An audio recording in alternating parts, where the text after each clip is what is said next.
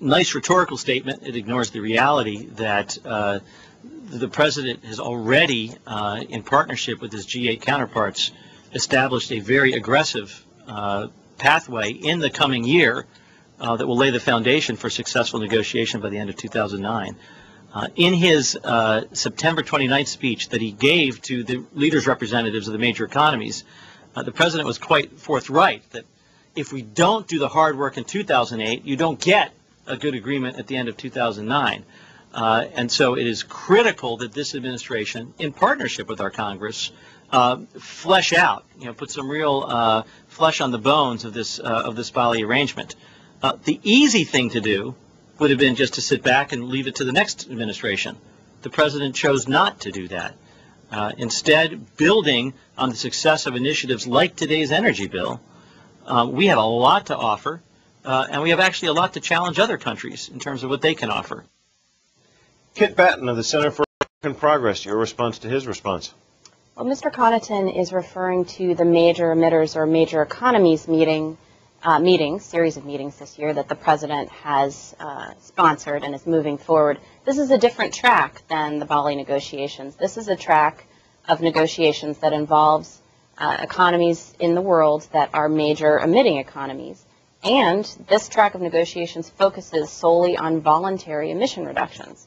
So it's a different type of negotiation. The Bali mandate moving forward hopefully will eventually come up with binding emission reduction agreements for developed and developing nations. So by having a separate track, the Bush administration potentially is detracting from the overall Bali process. There are far fewer nations that are involved in the major emitters process than in the overall Bali negotiation.